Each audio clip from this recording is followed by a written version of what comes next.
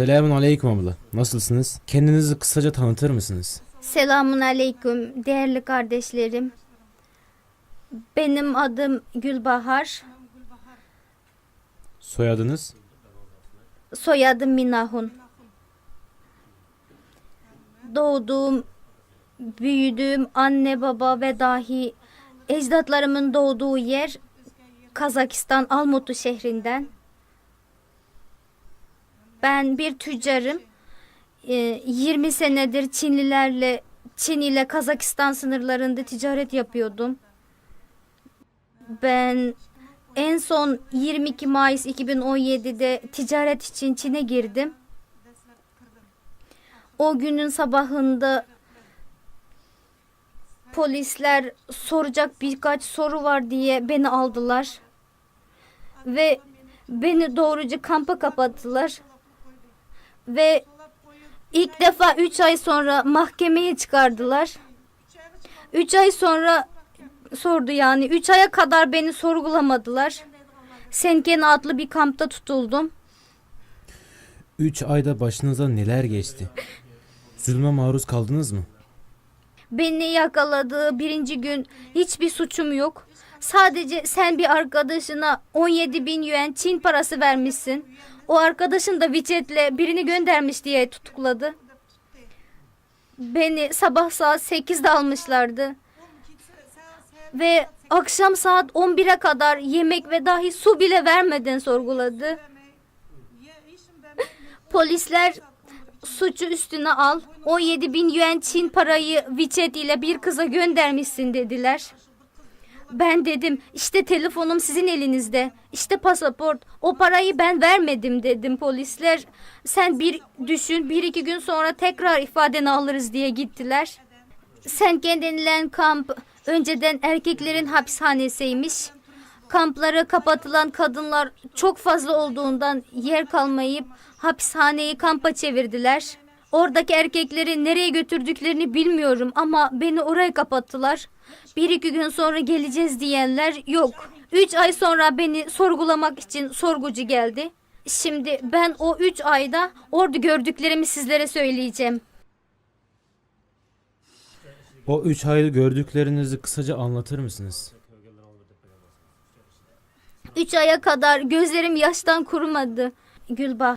Her gün gördüğüm 20-30 kadını bir küçücük hücreyi kapatıyorlar. Bazen 40 kişi oluyoruz. Hücreleri çok küçük. Yüksekliği 6 metre. Güneş ışığı da göremiyoruz. O kadar yüksek bir yerde sadece küçücük bir tane cam var. Geceleri çoğulayan kadınları getiriyorlar. 40 kadın bir hücreye sığamıyoruz. Sonra 1-2 günde 5 kişiyi götürüyor. Yenisini getiriyorlar. Çok fazla yakaladılar önceki sene. Şu 40 kişi olan hücrenin büyüklüğü kaç metredir? Senken'de 40 kişi olan hücrenin büyüklüğü uzunluğu 7 metre, genişliği 3 metredir. Onun 1 metresi o tarafa bu tarafa tuvalete gidecek yol. 2 metresinde kapcan diyoruz biz Kazakça'da. Siz ne diyorsunuz? Tahta yatak mı? 3 katlı mı? Hayır, 3 katlı değil. Şu işte bir katlı yüksek olan ne diyorsunuz siz? Tahta yatak mı? Evet tahta yatak. Biz onda yan yana sıkışarak yattık. Ama 40 kadın sığmıyoruz oraya. Evet 40 kişi oraya sığmıyoruz. 12 kişi bizi nöbet koyuyorlar. Yani her 2 saatte bir nöbet değiştiriyoruz. Polisler, gardiyanlar bizi ayrılmıyor. Biriniz birinizi takip edin diye. Yatağa sığamadığımızdan 10'dan fazla kadın duruyoruz. Diğerleri uyusun diye. Her 2 saatte bir değişiyoruz. Kendimiz mahkum, kendimiz gardiyan. Her 2 saatte mi değişiyorsunuz? Evet, her 2 saatte bir değişiyoruz. 7 metre yerde yan yana yatıyorsunuz öyle mi? Bu 7 metre yerin 1,5 metre yeri tuvalet. O tuvalet sırf camdan yapılmış. Nedeni ise içinde abdest almasın, başka işlerde de bulunmasın diye. Dışarıdan hep görelim diye camdan yapmışlar. Tuvalette başka hiçbir şey yok. 3 ayda bize bir sarı renkte gömlek, Bir tane de pantolon verdi. Her cumartesi pazar günleri yıkıyoruz ve kızlarla karşılıklı oturup sallaya sallaya kurutuyoruz böyle. İçinizde bir şey var mı? İçimizde de bir tane kısa şort var. Onunla oturup gömleklerimizi 1-2 saat sallarsak kuruyor. Sonra pazartesi günü başkala geliyor diye onu giyiyoruz. Kadınların saçları bit oldu. Benim saçım da uzundu. Bit olduğu için saçımı kestiler benim. Benim değil sadece, hepimizin saçını kestiler bit oldu diye. Vücudumuzun her yeri yaralarla dolu. Benim de öyle. Kaşıntılar da var. Orada 14 yaştan 90 yaşa kadar kızlar hep ağlıyorlar. Biz birbirimizi teselli edip yeter ağlamayalım, buradan kurtulacağız diyorduk. Siz orada 3 ay sorgulamadan durdunuz. Ve orada yaşlı kadınlar var mıydı? Var. 73 yaşındaki kadınlarla 62 yaş, 73 yaş, 84 yaş var. O kadınlar sizinle aynı hücrede kaldı. Onların adını söyler misiniz? Meryem Hacı, Sitahan 84 yaşında. O kadınlara da size davrandıkları gibi mi davranıyorlar? Yemekler falan. Evet, tamamen aynı. O kadınları da aynı. Bir de o kadınlar tuvalete oturamıyorlar. Oradaki kızların yardımıyla gidiyor tuvalete. Tuvalete oturunca da kalkamıyor. Gidene kadar altını yaparsa da oradaki kızlar temizliyorlar. Onlar için doktor da gelmiyor. 84 yaşında hasta bir kadın mı vardı? Evet, hasta. Nice hastalar var orada. Kızların en küçüğü kaç yaşında? 14 yaşında. 14 yaşındaki öğrenci çocukları 1-2 ay sonra götürdüler. Nereye götürdüklerini bilmiyorum. Biz de dedik polislere, tamam bizi getirdiniz, biz oturuyoruz burada ama bu küçük kızların ne suçu var, ne istiyorsunuz dedik. Öğrenci diye yazı yazdılar. Sonra da götürdü onları. Nereye götürdüklerini bilmiyorum. Sonra Safiye adlı bir kız vardı, 17 yaşında. Türkiye'ye gitmiş, suçuyla getirilmiş. 7 ay olmuş. Sonra bizi başka yere götürdüğü için bilmiyorum. Safiye adlı kızla ayrıldık. Yemekler, içecekler. Yiyecek, içecekler ise sabahları çorba veriyorlar. Sabahları 15 saat ayaklarımızı toplayıp oturuyoruz. İşte böyle bacaklarımızı toplayıp böyle oturuyoruz. Hiçbir şey yapamıyoruz. Mahkum gibiyiz. Sabahtan akşama kadar 15 saat oturuyoruz. Sabahları uyandıktan sonra oturuyoruz. Sonra saat 8'den 8:40'a kadar bir kişi 1 dakikadan elimizi yüzümüzü yıkıyoruz. 20 dakika hareket edin diyor. Hareket ediyoruz. 9'dan 10'a kadar yemek zamanı. Sabah 9'da bizi bir tane kabartma hamur veriyor. Doyar mısın, doymaz mısın? Sadece onu veriyor. O ekmeğin büyüklüğü portakal büyüklüğünde. Çorba da işte mısır ununu kaynamayan suya karıştırıp veriyorlar. Çok da vermiyor. Bir bardak kadar veriyor. İşte o çorbayla ekmeği yiyoruz. Sonra 10'a kadar oturuyoruz. 10'a kadar oturduktan sonra asker gibi duruyoruz. Saat 10'da polisler nazaret için geliyor. Nasıl duruyor diye adımızı söylüyoruz. 1-2 diye sayılarımızı veriyoruz. Ben Kazakistan'da doğduğum için Rusça konuşuyordum. Okulda Rusça öğrendim. Çince bilmiyorum, Uygurca'da da bilmiyorum dediğimde onlar bana Guliba Harcilili diye bana Çince ad verip kimlik numarası verdi ve o kimlik numarasıyla ben orada 1 sene 3 ay 10 gün kaldım. Bana neden Çin kimliği veriyorsunuz, ben Kazakistan vatandaşıyım dediğimde hayır, bizim burada bilgisayara böyle kaydedildin, böyle de yazmalısın ve yazacaksın dediler. Her gün biz yazı yazıyoruz. Her gün bize yazdırıyorlar.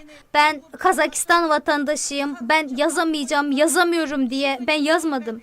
Ama hücrelerdeki başka kadınlar yazdırıyor. Yani benim düşüncem temizlendi, benim düşüncem düzeldi, benim partim büyük gibi şeyleri yazmaya zorluyorlar. Yazmazlarsa senin düşüncende problem var, sıkıntı var diye tekrar oturtuyorlar. Onlar her gün benim durumum bu. Ben değiştim. Ben önceden iyi şeyleri yapmamışım. Bundan sonra buradan çıkarsam partiye iyi hizmet ederim. Partinin sadık üyesi olacağım diye yazı yazdırıyorlar. Düşünceni temizle diye bir tane defteriyle bir tane kalem veriyor. Eğer kötü bir şey yazarsa onu karanlık hücreye kapatıyor. Peki yemeklerinizde et, yağ gibi bir şeyler de var mı? Yok. Sadece suya karıştıran mısır unu çorbası var. 40 kişiye verene kadar çorba soyu buz gibi oluyor. Yemeği insana vermiş gibi vermiyorlar. İşte köpeğe vermiş gibi veriyorlar. Televizyonlarda köpeklere, domuzlara yemek verdiğini görüyorduk. Önünde küçük bir demir kapı var. O delikten bir kovaya veriyor. O çorbaların yarısı yere dökülüyor. Biz doymuyoruz verdiği yemeklere. Ama onlar bize verirken yarısını yere döküp veriyorlar. Biz onu kızlarla hepimize yesin diye yarım bardaktan bölüp yiyoruz. Sabahları öğlesine yine bir tane ekmek ile sulu yemek. O sulu yemeğin içinde bir tane bile et yok. Bir tane şey çıkmıyor. Öğlen ise yine bir tane kabartma hamur ile sulu yemek veriyor. O sulu yemeğin içinde hiçbir şey yok. Yani hiçbir şey derken enerji olacak bir şey yok. Ama içinde bir şey çıkıyordu sadece. İşte neydi? Patates mi? Hayır, patates değil. İşte kuru su sadece ve içinde lahana çıkıyor bazen. Sıcak değil, tuzu da yok, yağ da yok. 1 gram bile hamur yemeği asla yok. İşte sulu yemek ile azıcık lahana. O lahana da 1-2 tane çıkarsa çıkar, yoksa yok. Yani bembeyaz bir şey. Öyle sulu bir şey. Yani bazen lahana çıkabiliyor diyorum size. Saat 4'te kaynar su veriyor. Kaynar suya doymuyoruz. Küçük yarım bardak kaynar su veriyor sadece. Saat 7'de akşam yemeği veriyor. O yemeğin ne olduğunu sorarsanız işte yine su, salatalık. Ben salatalıklı yemek yapıyor diye hiç duymamıştım. Salatalığı kuru suya doğrayıp sulu yemek olarak veriyor. Akşamları iyi gelir diye yiyoruz biz de. Başka da yemek yok. Bir günde böyle 3 kere bir taneden kabartma hamuru, poğaça kadar büyüklüğünde kabartma hamuru veriyor. Ben her gün yazı yazıyorum, bize kaynar su verin, hava sıcak, kaynar suya doymuyoruz diyorum ama vermiyor. Bir de yemeği de doymuyoruz. Ben kendim yazdım, ekmeği biraz daha fazla verin, doymuyorum, suya doymuyoruz diye. Ama mümkün değil, vermiyorlar. Ben 3 ay sonra 20 kilo zayıfladım. Görmediğim el ayak kelepçeleri ellerime, ayaklarıma taktım. Siyah kaskları taktım. Ben 3 ay sonra çıkıp söyledim. Ben yabancı vatandaşıyım. Ben avukatsız hiçbir şeye imza atmam. Ben Çince bilmem, Uygurcayı da anlamıyorum. Bana avukat verin. Ben avukatın yanında imza atarım dediğimde hayır diye vermediler. Orada yemek vermeden, su dahi vermeden elimde kelepçeler, demir masa üstünde oturdum. Ayaklarımda demir deliğin içinde öylece oturdum. 24 saat sorguya aldı. Elinizde kelepçeli mi? Evet, 24 saatte bayılıp hastaneye gitmişim. Hastane belgelerim de var şu an. Censoyen diyen hastane varmış orada. 4 kere yattım bayıldığımdan. Ondan sonraki şeyleri hatırlıyor musunuz? Censayen'de yattığımda da çok hastaları gördüm. Çok fazla kadın hastalar vardı. Hepsi kamptaki kadınlar mıydı? Evet, kamptakiler Censayen'deki kadınlar arasında, hapistekiler de var.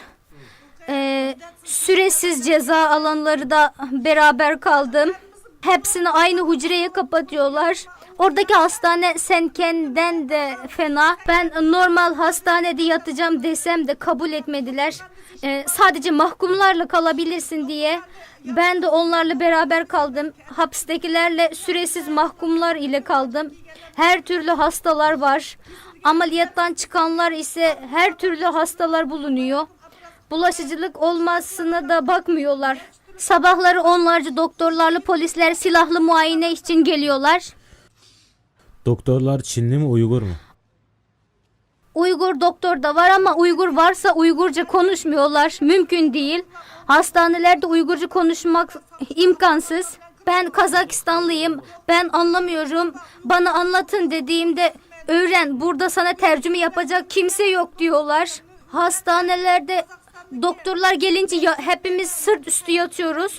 Doktora kapıyı ardına kadar açıp doktorlar her birimizin önüne bir doktor geliyor. Ama polisler tüfeklerle geliyor. Biz hastayız. Her yerde demir, her yerde demir kapılar var. Biz nasıl kaçarız oradan? Tüfeklerle geliyor. Bir de elinde uzun sopaları var. Lastikli sopalarla geliyor.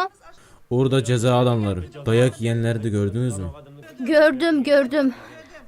Biri orada sözü dinlememişti. Yanıma yatak koydular polisler. O kadının ellerini yatağın başına kelepçelep, ayağına da kelepçelep dövmeye başladı. Kadın dayanamayıp çırpınıyordu. Başına vurdu. Sonra kadın delirmeye başladı. Kadın kendi kendine yatağa vursa da elini ayağını kelepçelep vurdu. Sonra beni başka yere değiştirdi. Sonra gittiğimde o kız nerede? O kızın adı Han kızdı. Han kıza ne oldu? Kaç gündür benim hafızamdan çıkmıyor. Kız nasıl oldu? Ayakları kelepçeyle kalmıştı dediğimde o kızı başka yere gönderdiler. Bilmiyorum. Diri mi ölü mü bilmiyoruz dediler. O hastanede kaldığınız zamanlar oradan kaybolanlar da oldu mu? Bizi sorgulamak için diye götürüyorlar. Sonra yok. Kayboluyor. Geri dönmüyor. Nereye gittiğini bilemeyiz. Sorgu da demiyor. Sadece kapıdan adını çağırıyor. Son defa benim adımı çağırdı. Ben çıktım. O kızlar bu sorgulanıp çıkıp gitti diye düşünüyorlar. Ama bizi nereye götürüyor bilmiyoruz. Bize hiçbir bilgi verilmiyor. Sorgulanacak diyenlerin nereye gittiğini biliyor musunuz? Hayır bilmiyoruz. Bilmiyoruz. Nereye götürdüklerini bilmiyoruz. Sorgu da demiyor. Sadece adını çağırıp götürüyorlar. Bitti. Peki hastanede nasıl muayene ediliyorsunuz onu hatırlıyor musunuz? Beni hastanede muayene ettiğinde kanımı aldılar. Hastaneye götürmeden önce orada sen kendi muayene ediyorlardı. Kanım tansiyonum yüksek 195, düşüğü 141 olduğunda hastaneye kan basıncı inmiyor dedi.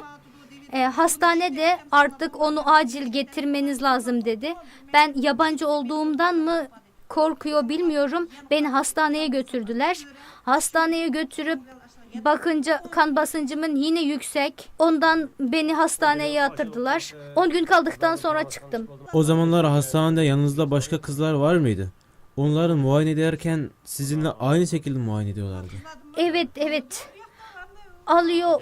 Bir yerde 28 kişi var. 28 kişiye kadar kişiler var. Bir hücrede hepsine aynı 40 kişi oluyor. Son seferde 28 kişi kalmıştı hastanede. Oradan geliyor. Adını çağırıyor. Elimizi veriyoruz. Kan alıyor. Burada kan aldı. Niye aldı? Niçin alıyor? Bilmiyoruz. Sonra sorguya götürdüğünde kayboluyorlar. Kampa mı götürüyorlar yoksa başka yere mi? Onu hiç bilmiyoruz. Bize hiçbir şey söylemiyor. Onları biz bilmiyoruz.